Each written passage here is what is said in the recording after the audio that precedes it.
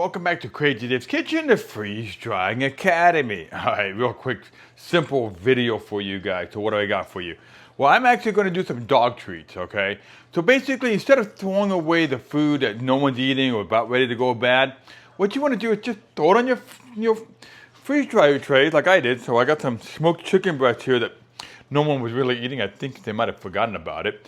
So I decided to put it on my trays, and I'm going to turn it into dog treats. I give it to my neighbors. I give it to my neighbors all the time whenever I have leftover chicken. Then I've got some, leftover bacon, and I got some provolone cheese. Now this provolone cheese, I know it's a little bit brittle.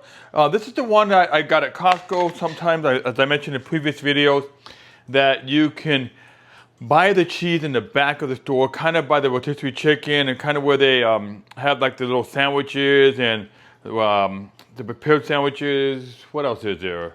Oh, the chicken salad meat and so on. All the different food trays that they have in that little open air case. So somewhere in that case, they usually put these little blocks of cheese. They'll put different types of lunch meat in there. They have the provolone cheese. Different things that I guess are surplus or about ready to expire. I don't know why they put it there, but they do, and they sell it really, really cheap. If you don't see it, ask the butchers if they have anything, because I'm sure they probably got it. They just haven't put it out yet. All right.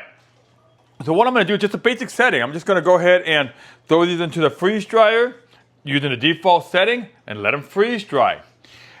Now, on a side note, you can also take this cooked chicken breast that you want to preserve, and you can go ahead and freeze dry that as well.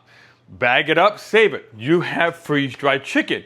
And then when it comes down to rehydration, you want to use a light amount of chicken stock. So just add a little bit of chicken stock at a time, and then it'll reconstitute that chicken breast. And to my understanding, it will taste exactly the same as before, if not better. So that is a good way for you to store and put away for the doomsday preppers and for camping and survivalists and the hiking guys. Some amazing chicken. All right, guys. So right now the sliced chicken breast, along with that cooked bacon and the sliced provolone cheese, has been in this machine for about 27 hours. Now it is in an extra dry time mode, so we're just going to go ahead and hit end batch, and then we'll hit confirm. And remember, right now, technically the machine is in a pause mode, if that's what you want to call it, because that is version 6 software. Go ahead and open the valve on that side. That is my vacuum valve. And then over here is the drain valve. Now, I do recommend, if you don't have it, buy it. The Harvest Right website sells it, that little vacuum valve over here that I added. I don't remember the exact cost on it, but I'm telling you, it is a game changer.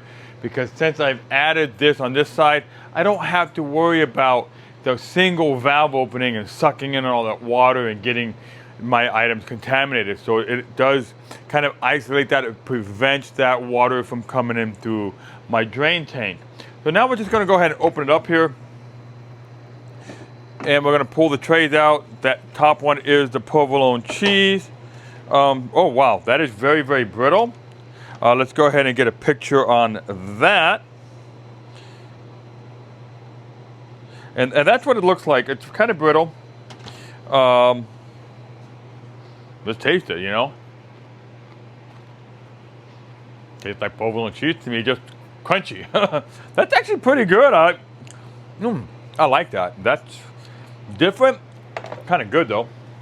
All right, next one is we got the provolone cheese along with some pre-cooked bacon that we just decided to freeze dry.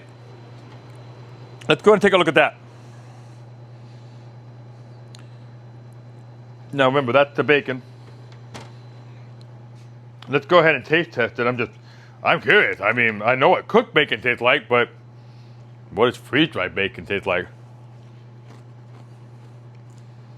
Interesting. Honestly, wow. I like freeze-dried bacon better. It's not greasy, it's dry, but the flavor is really intensified on the freeze-dried bacon. Oh, wow. That may not become dog treats. That might be Crazy Dave's treats right there. But who doesn't love bacon? You know what I'm saying? So put that off to the side. Next one. Next two are actually like the bacon and the chicken. The chicken's already pre-cooked, so you can actually pick it up. And they say, you know, you can freeze dry this, put it away, put it in a nice little storage container, and then when you go camping or whatever, I'm just saying all you got to do is add a little bit of chicken broth to it, and it'll just come back as is. But as a snack, it's very brittle. Okay. Tastes like chicken. A little weird because it is freeze dried, like a chicken jerky. I definitely would not eat it myself, just straight up freeze dried. You could, excuse me, but as far as the dog treat, absolutely. It does dry your mouth, so when you eat the chicken, make sure you have some liquid. But a lot of people freeze dry it and they just store it away, go camping, and reconstitute it with some chicken broth. Let's get a real close-up picture on this one. We're going to see what it looks like. All right, there you go. Now we're going to mess the chicken. The bacon. Oh man, I'm going to keep the bacon. Man, I'm telling you, that chicken really gets your throat, and the provolone cheese is awesome. Well, there you go, guys. That's how you make some freeze-dried dog treats with leftover food. There you go. Thanks for watching. I'll see you guys next time on Crazy Dave's Freeze Drying Academy.